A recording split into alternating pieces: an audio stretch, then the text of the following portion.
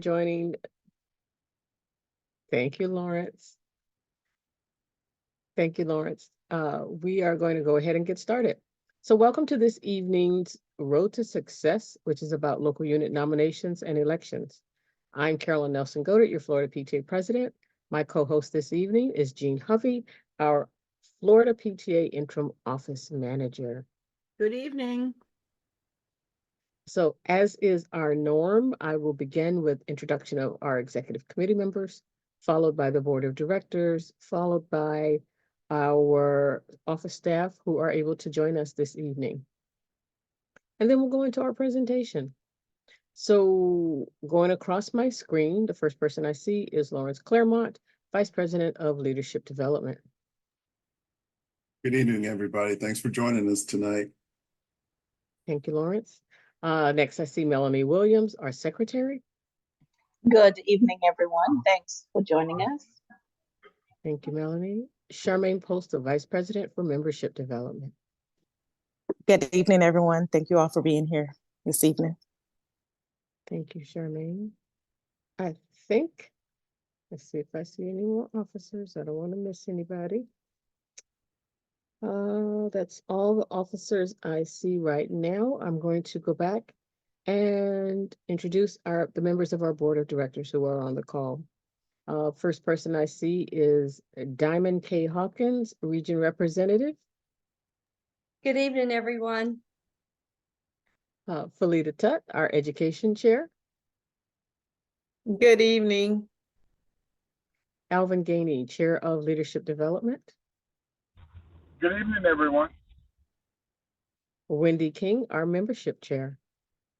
Good evening, everyone. My president in Miami-Dade County, Maria Norton, Miami-Dade County Council President. Hello, everyone. Good evening. Thank you.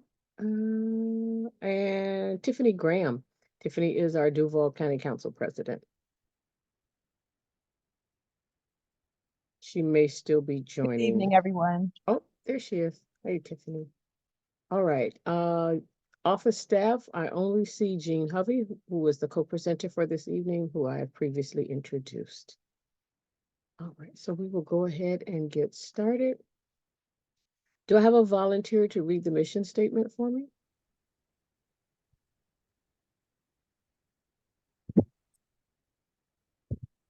I'll volunteer, Madam President.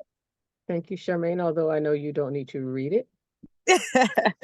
So our mission is to make every child's potential a reality by engaging and empowering families and communities to advocate for all children. Thank you, Charmaine. I appreciate that. We start out with that because that should be our focus.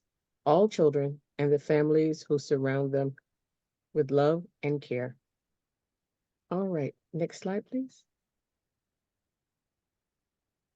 That's my turn. We will go over the agenda quickly for tonight. We did our introductions.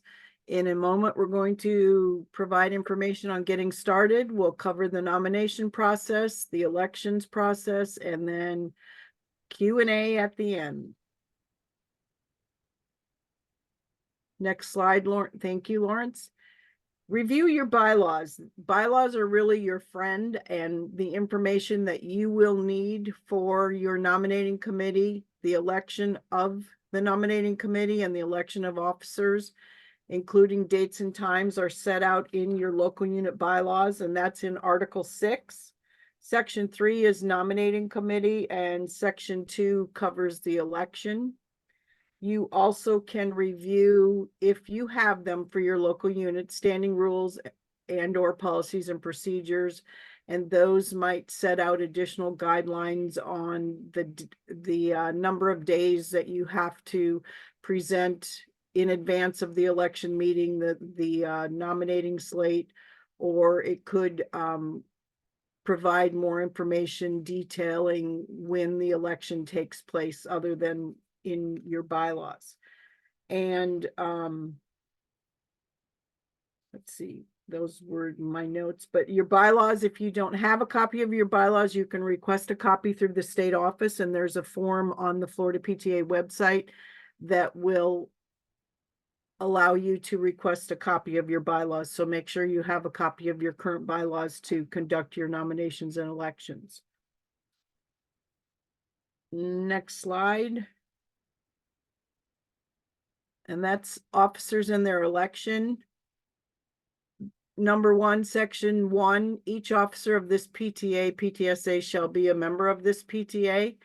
That is the number 1 item, that they have to be a member of the PTA. And I believe Carolyn talks about this in another slide, but they can join the PTA the night of the election and run for office, but they can't vote. For the annual meeting, the election meeting, you have to be a member 30 days in advance to vote. This section 3 is the nominating committee, and the nominating committee is elected, and it's composed of 3 or 5 members. The numbers determined by the association at a regular meeting at least 1 month prior to the election of officers.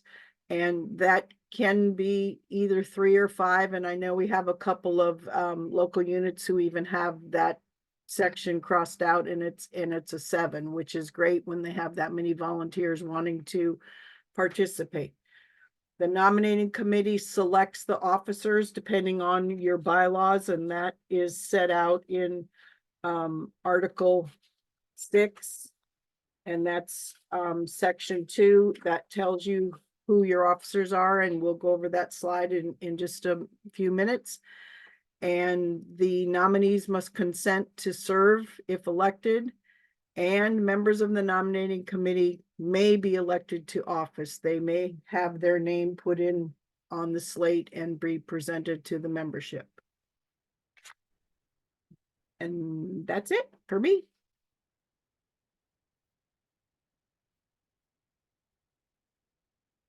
Thank you, Jean. So let's talk about election night and talk about how you move forward with that election. So Jean talked to you about your nominating committee being elected, not selected, not voluntold, not volunteer. There must be an election of the nominating committee.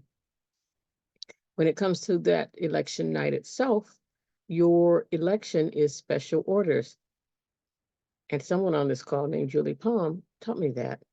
So your special orders come immediately following your reports, prior to any unfinished business, which should not be on your agenda unless you actually have unfinished business, and prior to your new business for the evening.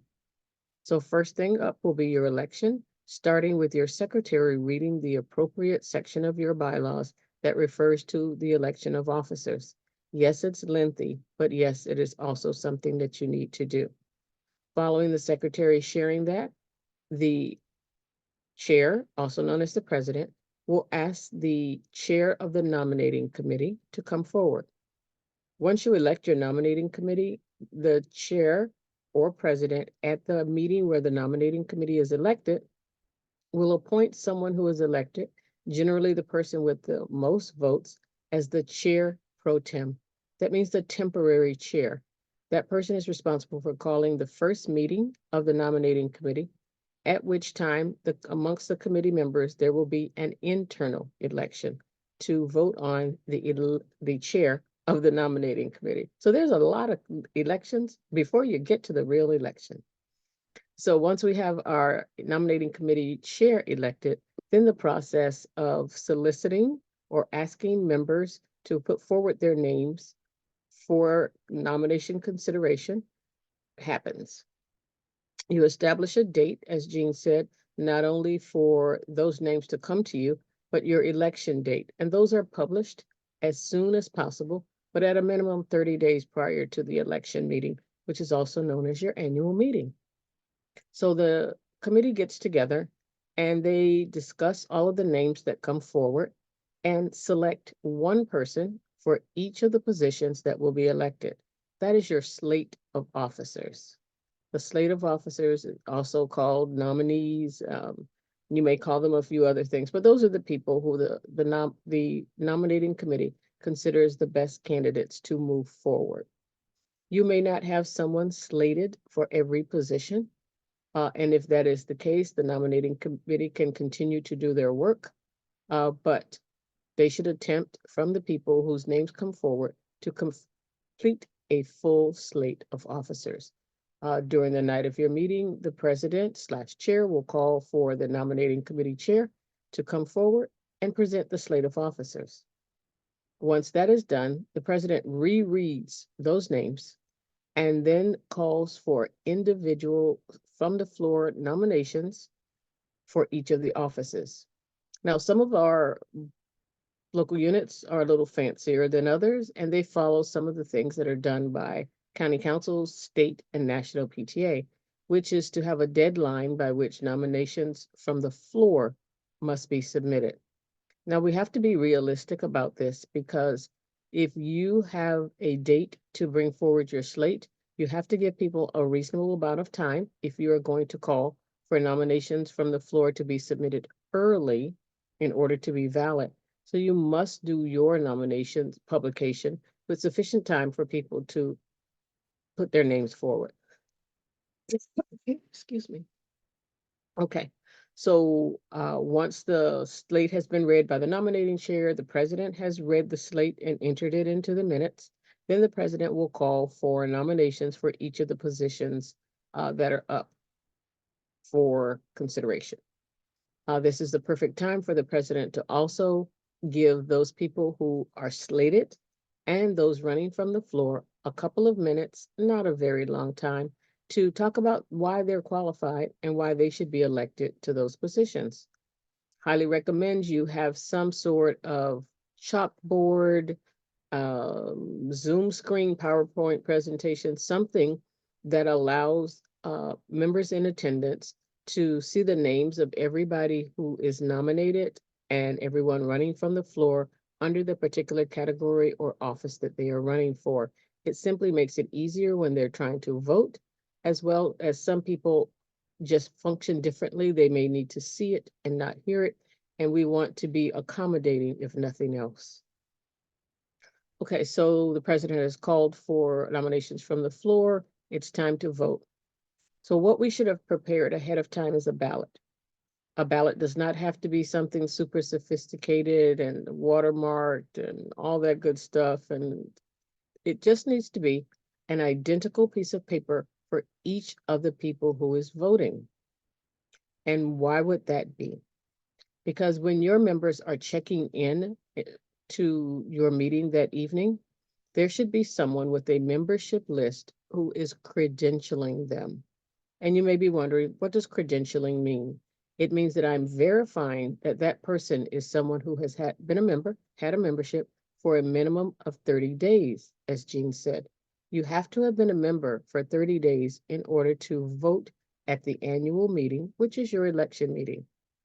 Someone could come in, one of those people who decides to run from the floor could come in and not be a member, but they can join that night. If they plan to run, they must join that night because, as it says, you must be a member in order to be an officer in a PTA, PTSA. So that person, everyone who checks in, they are given a voting delegate card. And that sounds like a really fancy name for a colored strip of paper or a colored index card, something that they can hold up in the air when it's time to vote, that the president can easily and readily identify as someone who is authorized to vote. Because there may be 50 people in the room and only 20 of them are authorized to vote, members who have been members for 30 days or more. So I would highly recommend any meeting that you're having face-to-face, that you have someone who is credentialing and providing voting delegate cards to those people who are eligible to vote. It's particularly important for this meeting, your annual meeting, for you to do that. So you call for nominations, got nominations from the floor, everybody's name is out there. The president has called for them to do their 2-minute speeches. Now it's time to vote. So you either have it displayed on a PowerPoint slide, which can be simply under president, the names, under vice president, the names, secretary, treasurer, etc., all of the names. And as a side note, depending on the size of your local unit, be very careful about, well, we'll get to that on the next slide. ballots, have lots of ballots, because in case you need to vote more than once, you want to have those identical piece of papers. And you also want to make sure that this is the time that the president has appointed tellers. 3 people who are not running for office. Hopefully they're not super connected, although in our local units, we do have some really good relationships. 3 people who will pass out ballots to those people who have their voting delegate cards, that colored slip of paper, and who will collect them and go to a separate area in order to count the ballots. Those tellers, one will be the head teller, who will then come back in and give the president the results of that count. The president will ask for the report of the tellers. The head teller will go to the microphone, or if they're project loud enough, will say, this is the result of the vote. They don't declare anyone a winner. They simply provide numbers. The president then rereads the teller's report and declares the winners in any particular office. So ballots are very important for you to have prepared ahead of time, because if you end up with a tie vote, you'll need to re-vote until that tie is broken or someone withdraws their name from consideration. And number 3, a script. There is on Florida PTA's website, there's great information for you, including information about nominations, elections, and even a sample script for your election meeting. I recommend you take a look at it. And of course, if you have questions, that you reach out to us. Next slide, please. So let's talk just for a few minutes about the information that's in Article 6. Section 1, again, you have to be a member, but in particular, Section 2, officers and their election, which is repetitious now that I see this. All right. Item A. Officers of this association shall consist of a president, X number of vice presidents, recording secretary, a corresponding secretary, and a treasurer. So be careful when you are voting in or considering how many vice presidents you will have in your bylaws. If you are a small local unit with 20 members and we receive your bylaws and it says you have 5 vice presidents, you can anticipate receiving a call from Florida PTA, likely Kimberly Obdamski, who will have said, Madam President, this local unit only has 20 members, but they're proposing to have 5 vice presidents. And I'll say, reach out to them, Kimberly. That's not realistic. That's a quarter of their membership, and it just doesn't make sense for that many vice presidents. It has to be dependent upon your number of members and the activities and mission that you have outlined. 5 vice presidents might make sense if you have 3,000 members, but not for a small number of members. So just keep that in mind. The same thing if you have a small membership, secretary recording and a secretary corresponding. You may only need 1 secretary, and it's perfectly okay for you to scratch one of those out, most likely the corresponding secretary, because your recording secretary has a very important job. If the recording secretary doesn't record it, it didn't happen. This is the person who keeps the legal records for PTA of business that has transpired and things that have been authorized by your executive committee, your board of directors, and your general membership. So if you find that having 2 secretaries is not necessary, I recommend you crossing through corresponding secretary in the next iteration of your local unit bylaws. So B, officers shall be elected by ballot, and we'll talk about that a little bit more on an upcoming slide, annually in the month of. We recommend that you put April, May.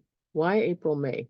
Because they are leading up to the end of the school year. They're not in the busiest part of the school year, but they're past, when most of your activities have already taken place. If there's one nominee for office, and again, this is something we'll talk about a little bit later, you can do a vote by a vote of membership cards or a voice vote, a majority elects. Recommend that it's not a membership card, because the president can't see from 200 feet away what year that membership card is. That's why we go back to those the delegate cards that we talked about, the colored slip of paper. that the president can easily see and determine who should actually be voting. C, with the exception of the treasurer, officers shall assume their official duties following the end of the school year and shall serve no more than one term, shall serve for a term of 1 year or until their successors are elected. The treasurer shall assume all duties after the books have been audited. Standard operating procedure for PTA, that treasurers don't move forward or exchange their materials until after the audit. That is for the protection of not only the treasurer, but for the organization as well. It allows you to complete the business of one fiscal year, which is July 1st to June 30th, prior to the new people coming on and assuming responsibility for clean books and making sure that everything is already taken care of.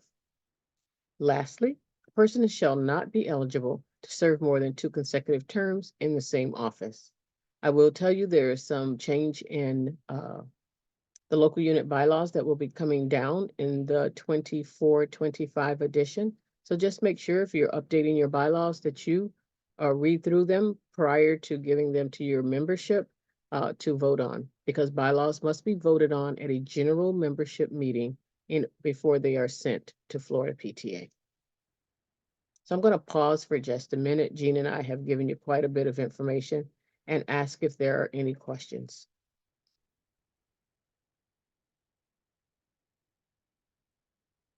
Everybody's feeling good about what they've heard.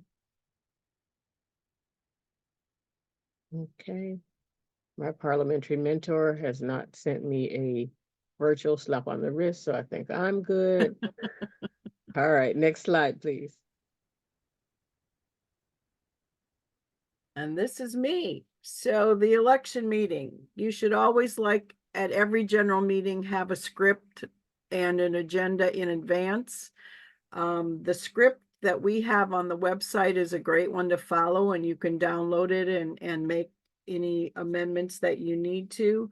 And the script and other nominating committee and elections information is on the Florida PTA website under the PTA leaders tab, and then it's nominations and elections. It's set out right on the website, and their Word document or PDFs that you can download. Next slide, please. And this slide, again, the meeting, if you follow the agenda and the script, you will have a smooth meeting. You will receive the report of the nominating committee, which is the slate of officers. Take additional nominations, open and close nominations for each position. They do not require a motion or a second, and you can, if there's more than one person running, provide an opportunity for candidates to speak. And during this time, the president is conducting the meeting, including the nominations process. And if the president is running for office, he or she can still conduct the meeting, or if they're not comfortable with that, they can turn that part of the meeting over to a vice president if they feel uncomfortable running a meeting with someone running against them. Again, the script and the agenda or not an agenda, but the script and other nominating and elections information is on the Florida PTA website, and you can go there and download it. That's all for me. You're on mute, Carolyn. Has to happen at least once per meeting. So there's a question in the chat. Just to confirm, nominations and elections must happen the same day. So it's actually a 2-part process. 3 if you think about it, Janelle. There's the nominating committee call for nominations, which should take place sometime, a minimum of 30 days prior to your election meeting, so that that team has an opportunity to give a date for people to submit their information and for them to consider it and to create a slate of officers to be nominated.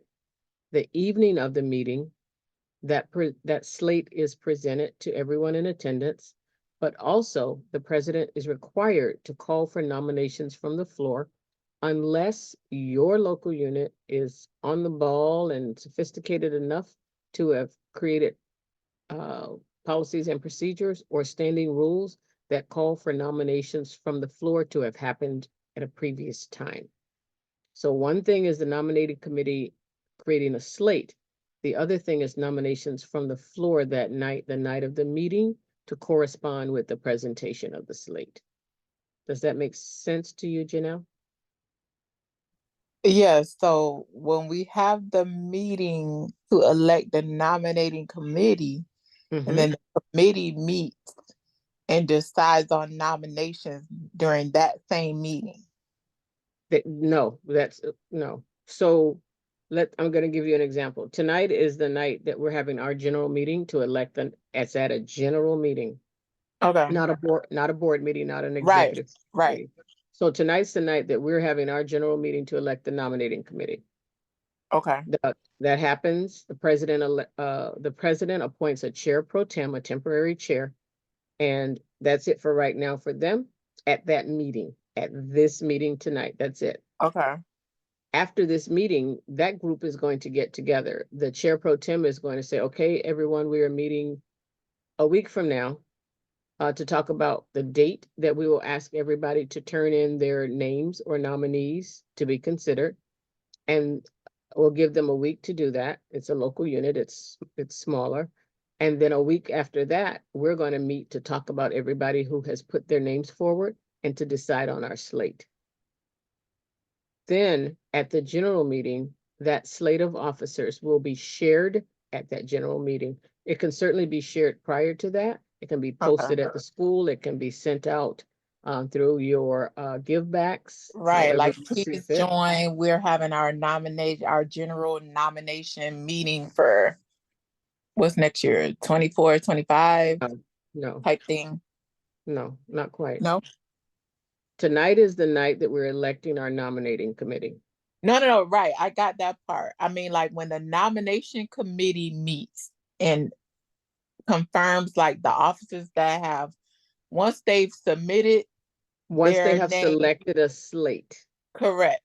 they So that's don't not- call other people to that meeting. That is a private meeting only of that group. Okay, so I was talking about like the next step. So when you're advertising the nomination, the election meeting. The election meeting. So when you put out the call for the general meeting for your nominating committee to be elected, that's a great time to go ahead and make the first announcement of the date for your election meeting as well. Got you. That doesn't Okay. come from the nominating committee, that comes from the president.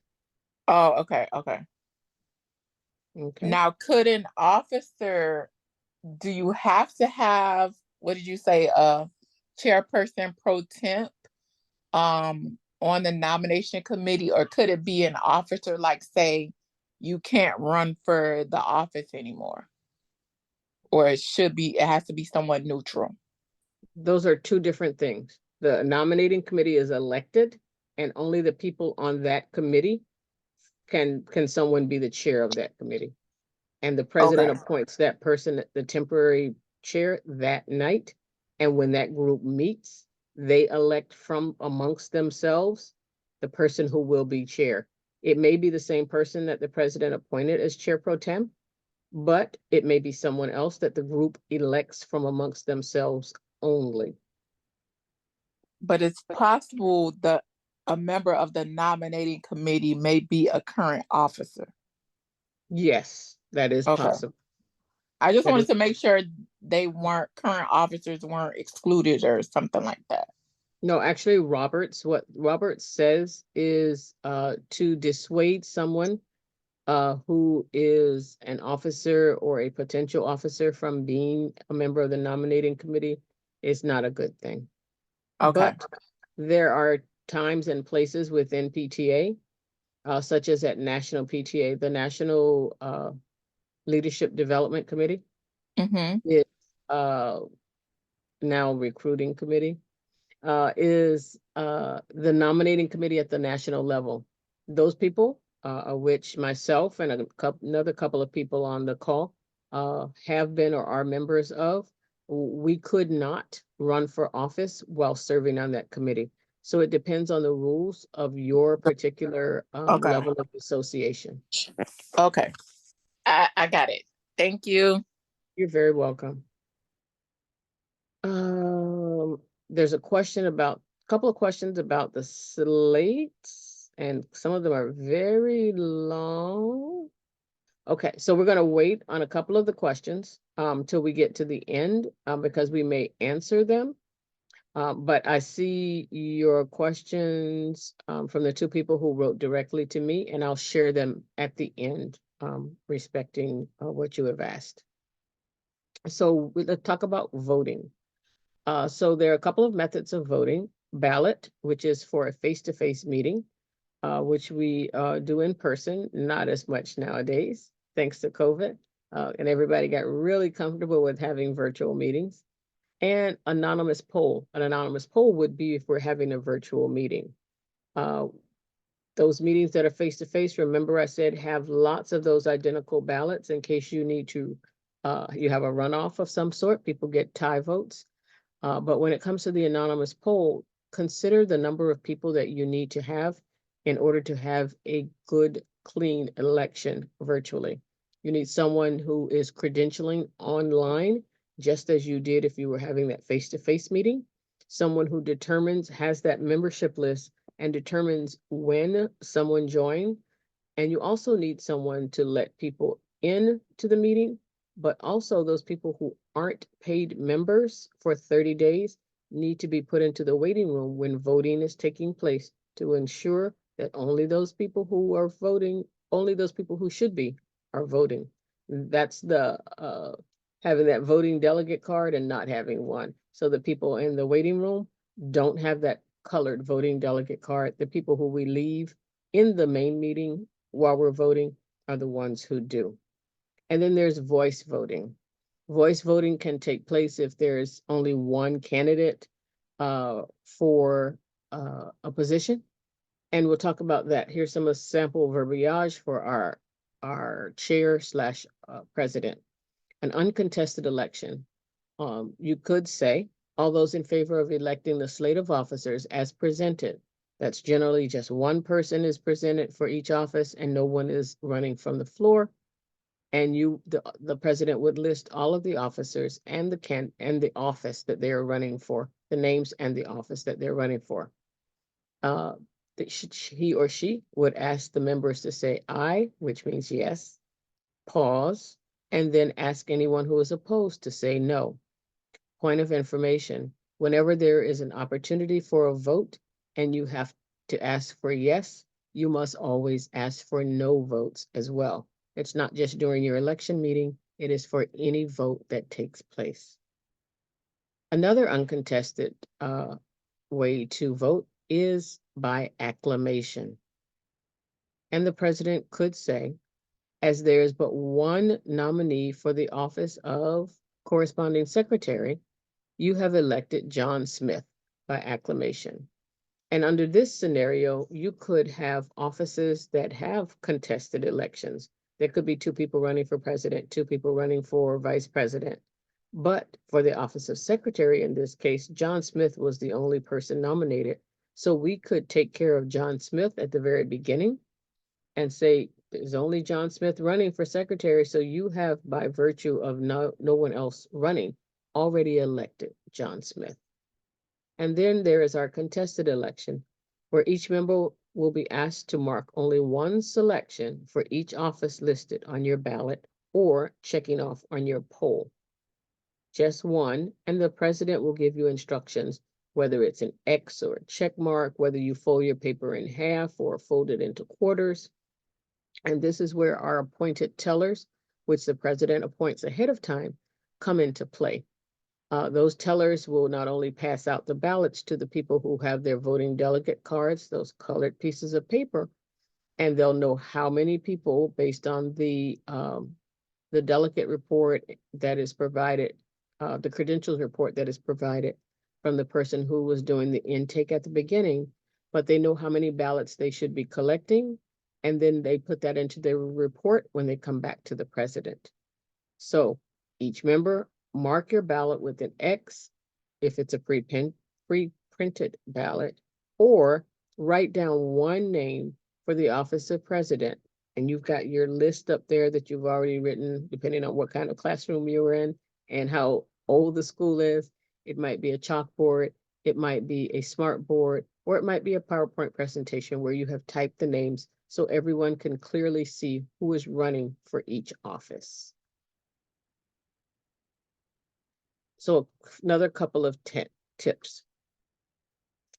Jean already mentioned to you that someone can join the night of the meeting as a member, but they may not vote. They can convince people to vote for them. They could walk in off the street and say, I'm the best thing ever. You should vote for me. But this is also where our members need to be a bit savvy and know who they're voting for and what they're bringing to the table in order to better the association. I already talked to you about having ballots, identical pieces of paper. Talked to you about during a virtual election, the sheer number of people that you need to have in order to have a clean and fair election. And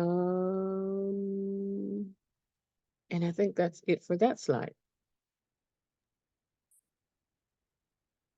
And what's next? After the election, one of the officers, usually the president or the secretary, must register their officers, the new and returning officers. It's the green button in the upper right-hand corner of our website.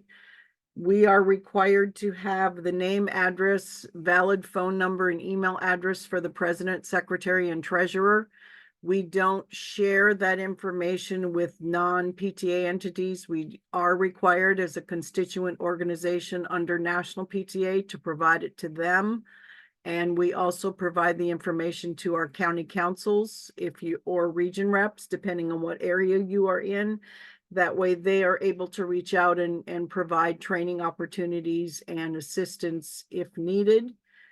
Next steps, elected officers meet to create committees and elect chairs. And then the board of directors, which includes the people mentioned above, meet to set the calendar.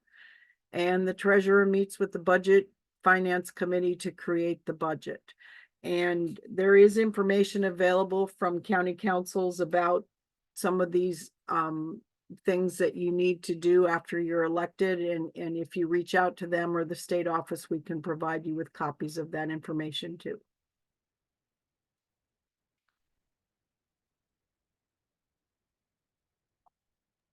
So ditto to what Jean just shared with you. We're here to help you. We want to make sure that you and your local units are successful. The county council is always your first resource. If you have an issue, if you need assistance, if you need training, it's on our website. Our website is listed there. If you can't get a hold of your county council, the next person that you would reach out to would be the vice president for regions and councils, Bert Miller. Bert is traveling today, so he could not be with us. And if neither of those work, you have Jean to call in the state office and the other office staff members who are very, very happy to help you.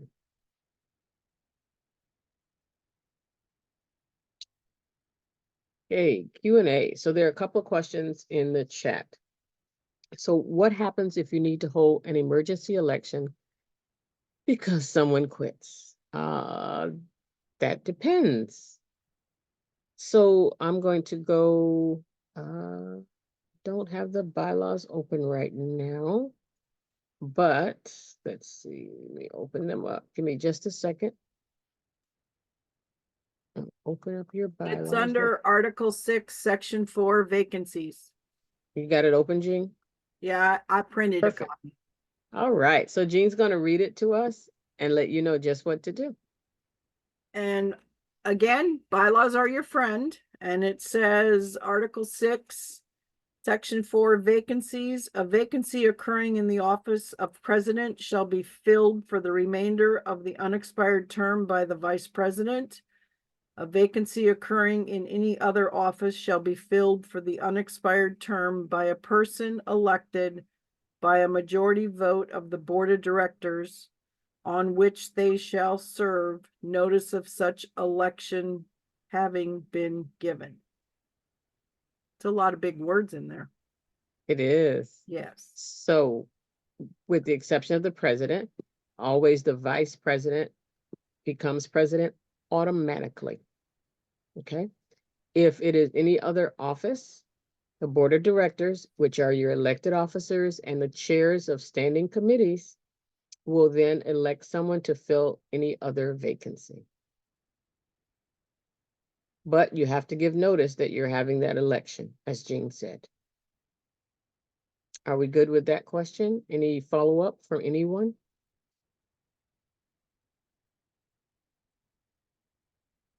Okay, I see something down here. What if you have more than one VP? The first vice president, your vice president should be listed in order, first, second, third. And the first vice president becomes president.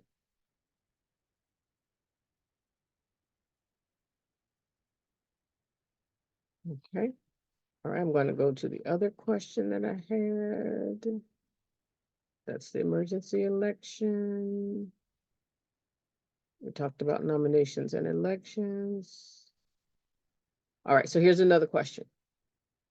How do you remedy if there is no one on the slate other than the current person holding the title for a specific position that currently has someone who has served for 2 years? I'm gonna let you take that one, Jean. Gee, thanks, Carolyn. You're welcome.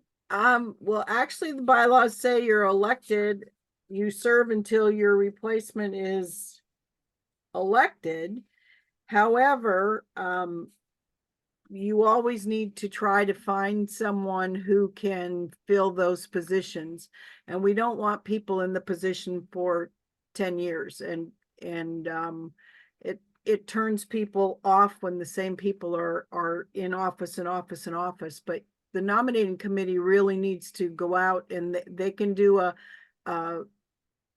send out a questionnaire to people and ask them who would be interested. The nominating committee probably knows people who would be interested and reach out to them.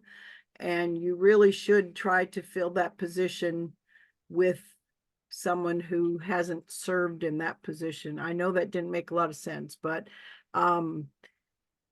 ask people and they might be willing to serve. And we always appreciate the volunteers we've had and we thank them for their service, but we need to be bringing new leaders in and moving our organization forward. Jean is so on point. No one should be in their roles for multiple terms. And we hear a lot of, oh, no one wants to fill the role. And I think that should cause us to be somewhat self-reflective. Are you in the role and have you been in a role for several years? And are you making it your job so ingrained within the PTA that no one else feels they can fulfill that role? Are you spending a lot of time filling that role because you have the time? And that's setting an expectation for someone else that I don't have the number of hours that he or she may have, therefore I can't do the job, therefore I'm not going to run. So if you find yourself having been in a role past a couple of terms, and that's more than 2 years, simply bow out. If your local unit is interested in having the PTA move forward, someone will come forward. And if they're not, if they don't, then perhaps it's not time for a PTA at that local unit right now. Perhaps some really, really deep recruiting needs to take place and a lot of one-on-one training or group training to let other people know that surely they are prepared after several years of having the same president for someone else to step into that role and do a good job, just as good a job, maybe not the same job, but just as good a job on behalf of the students and members and faculty of that school. And our county councils and region reps can provide assistance if that's the case. Absolutely. But do not stay in your role for more than a couple of terms, because if you actually think about it and you've been a part of PTA, you know that there are other things for you to do. There are roles within the county councils, there are roles at Florida PTA, that you can put in for. There's lots and lots of opportunity for you to volunteer. There's no need to stay in a role for multiple years. We have to build a bench of leaders, of people who are trained to carry our association forward, as Jean has said. All righty, so let's see here. What happens if there are no elected board members? So board members are appointed with the exception of the elected officers. Your bylaws will specify who those board members are. Your elected officers or EC and standing committee chairs, your principal, and you may have another couple of positions that you have made specific to your bylaws, but board members, except for the elected officers, are appointed by the EC and elected into their roles by that same body. I know that that doesn't make sense, but that's the way it works. So if you don't have any elected board members, you don't have any committee chairs, you only have your officers, you do not have a board of directors, you only have your officers. So that's something that you need to remedy because you're not operating in accordance with your bylaws. So the next part of that was, does the general membership not vote in an emergency? If you're talking about an officer who steps aside, no. Unless it's the president, then the first vice president becomes president, and the board of directors, if you are operating within your bylaws, fills any other role. So this is an example. For example, there is only a treasurer left and 3 committee chairs. Where did everybody else go? You have a bigger problem. You need to talk to your county council or your region rep. Excuse me.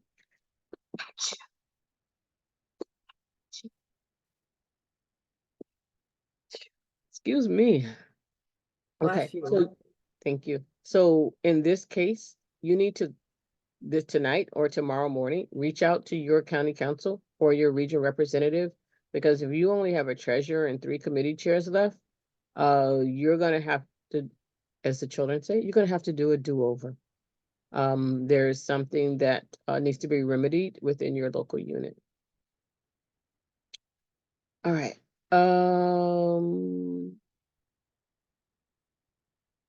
I think we've gotten all the questions there.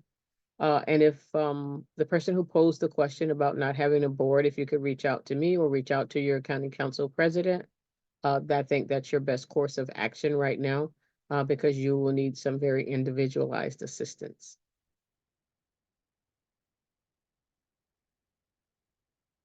All righty.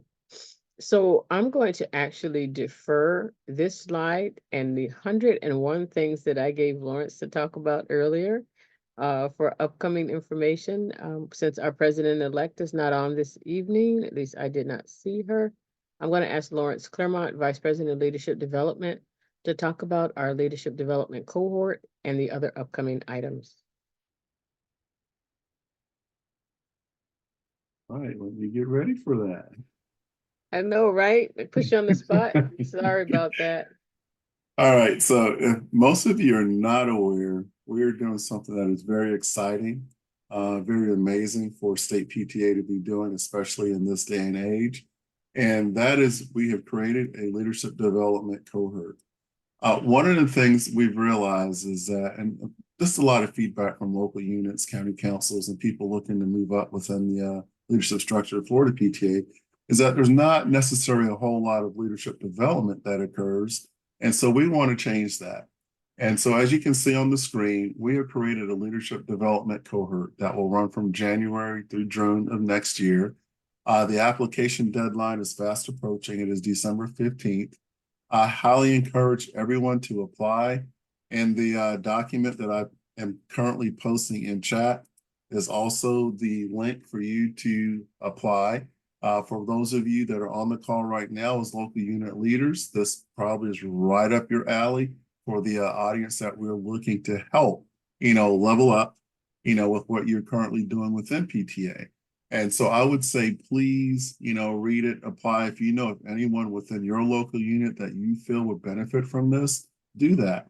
One of the great things is, yes, there's probably going to be some homework and some books to read, But the more important thing in all of this is that you're going to have some amazing mentors and networking that occurs, throughout the monthly meetings and some of the work that is being done.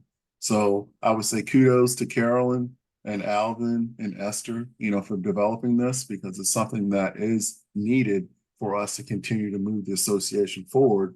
And you've probably heard that phrase a lot tonight. Some of the other announcements that we've got going on is our Road to Success will resume in January. So yes, you don't have to worry about the next 2 Wednesday nights. So we'll see you January 10th, where we will talk about our legislative session. And as you know, legislative conference is coming up in Tallahassee, January 28th through 30th. Registration is still open. The links are in the document, so please speak with your board to see if you can send some folks there. Legislative conference is a great opportunity to network, learn more about our legislative priorities and how that helps determine what bills we speak on in Tallahassee. As you know, HB 49 had some conversations today. If you had the opportunity to watch it, or if you didn't, I would say go to myfloridahouse.gov, click on that video link and start watching it. It's one of the first things that they talked about. And it was some really interesting conversation about what they're trying to do, with our kids with respect to opportunities to work. But the legislative conference is January 28th through 30th, and it is a great opportunity to sharpen your advocacy chops and bring that information back to your local units. Melanie has asked that all reflection entries that have advanced to the state office must be submitted by January 5th, 2024. So if you are participating in reflections, write that date on your calendar, and I'll say it again, January 5th, 2024. We do have the call for nominations out. If you're looking to serve in an elected position for Florida PTA, I would say check your emails. It's gone out quite a few times. The deadline is January 24th, 2024 at 5 p.m. sharp, and that's Eastern time, for those of you that might be asking, Eastern time. And so if you're interested in being in the leadership structure for Florida PTA, please check that email to see what those requirements are and what paperwork needs to be completed. Now, another great thing that has been announced probably a month or so ago is with some of the stuff that we saw happening, with the College Board and some of the issues around African-American history and studies here in the state of Florida, PTA has decided that or should I say Florida PTA has decided that we're going to supplement some of that education that might be missing. And so we will be having an African-American history webinar series that will start in January. It's going to go for 4 months and end on April 18th, but there are going to be some relevant topics that are discussed every night. One builds upon the other. And the good thing is that it is virtual. So if you're driving, if you're at home, wherever you might be, you'll be able to join in and learn some good stuff. So we do ask that you share it with your students and share it with your membership for those that may want to attend. And the registration link, again, is in the document that was submitted in the chat. The other thing is you've got your awards applications. As you can see, there's a lot that's happening in these next few months that are due, or should I say be coming up. They are going to be due May 1st. For those of you that are doing great work, which all of you are, by the nature of what we represent, if you feel that you're doing some astounding things, submit an awards application, on the link that is in the document. Having served at the local unit and the council level, I will always say that for me, oftentimes I discounted, the work that I was doing. And so what I have learned is if you have done something, submit the awards application, because you never know, what results it's going to be. And it's always a very good and proud thing to say that I'm an award-winning PTA. For our students, and for those of you that are at the high school level, we've got some scholarship applications that are coming due, and those will be due February 29th, 2024. So if you've got some scholars that are looking for some scholarship opportunities from Florida PTA, please go to the link that's in the document and have them apply. Now, Leadership Convention is coming up July 18th through 21st. And as we prepare for that, you can see that in Kellen's graphic, Melody's background, my background. There's some things that we got to do to prepare. So registration will open in January. We'll send out communications with respect to the date. But there's two things that have to happen for us to have an awesome leadership convention.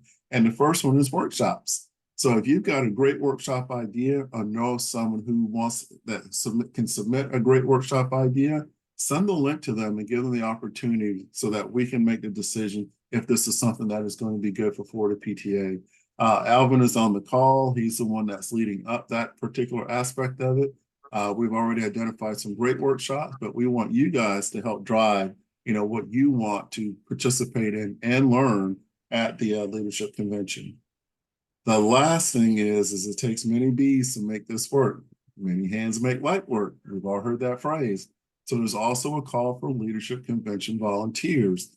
Part of the things that happens when you register is one, you're going to have an awesome time while you're there.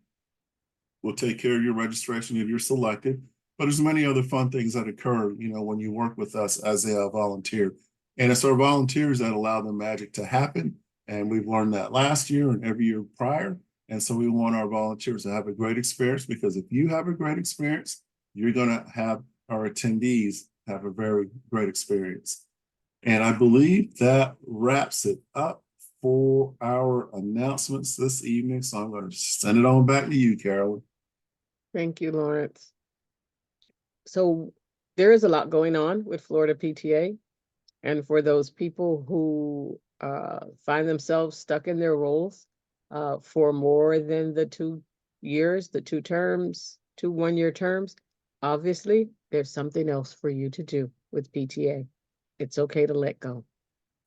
So I'm going to ask once more for any questions. Jean, anything you thought of that we need to share?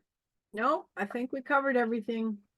So Okay. I got a question, Carolyn. Sure. No. Came through direct message, but I think Melanie is better equipped to answer it since it deals with, I'm going to assume reflections. Okay. Cornelia, did you want to go live and ask your question?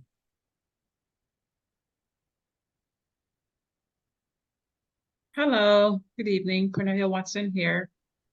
And yes, I'll ask my question. I am the County Council Reflections Chair, and I was under the impression that the deadline for us to submit our winning entries was January 12th, but you just said January 5th. So I wanted to make sure that was the County Council deadline. Melanie? Yes, that is correct, Cornelia. January 12th is the deadline that County Council should submit to state. Ooh, we've got on our website 5th. It's the 12th. Okay, we'll fix that. So Okay, thank you so much. Everybody probably appreciates you, Cornelia. I know, no, right. Thank you. All right, I'll find that. All righty, any other questions? If not, I want to take an opportunity on behalf of Florida PTA Board of Directors, Executive Committee, and all of our staff to thank you for all that you do, to wish those who celebrate a happy, healthy, joyous, and love-filled holiday season. We'll see you back here on January 10th when we talk about how we're going to advocate during this legislative session. But until then, be well, and thanks again for attending. Good night, everyone. Good night. Good Good night. night. Good night. We should have had some music queued up, holiday music queued up to take us out. But thanks again for everyone. Good night.